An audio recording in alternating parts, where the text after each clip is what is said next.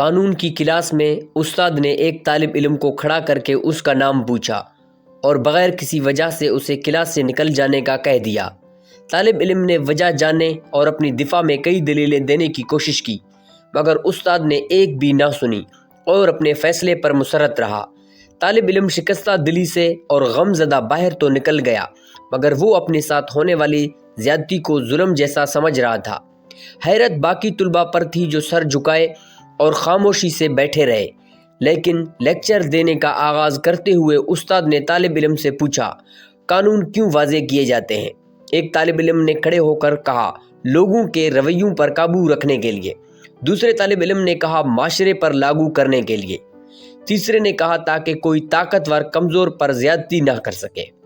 استاد نے کئی ایک جوابات سننے کے بعد کہا، یہ سب جوابات ٹھیک تو ہیں مگر کافی نہیں ہیں۔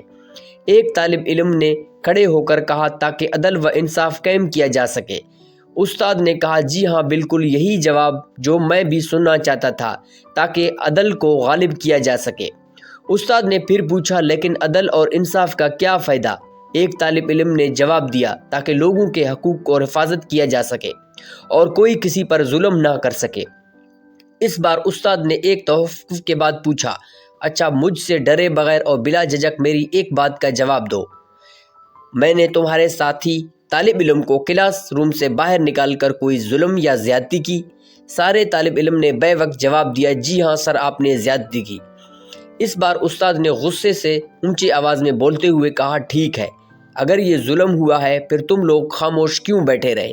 کیا فائدہ ایسے قانون کا جس کے نفاذ کے لیے اپنے اندر ہمت اور جرت ہی نہ ہو؟ جب تمہارے ساتھی طالب علم کے ساتھ زیادتی ہو رہی تھی، تم اس پر خاموشی سے بیٹھے کیوں تھے؟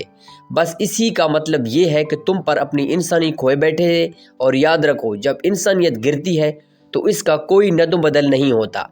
اس کے ساتھ ہی استاد نے کمرے سے باہر کھڑے ہوئے طالب علم کو واپس اندر بلایا، سب کے سامنے اس سے اپنی زیادتی کی معافی مانگی اور باقی طلباء کی طرف اپنا رخ کرتے ہوئے کہا، یہی تمہارا آج کا سبق ہے، اور جاؤ جا کر معاشرے میں ایسی ناانصافیاں تلاش کرو اور ان کی اصلاح کے لیے قانون نافذ کرنے کے طریقے سوچو۔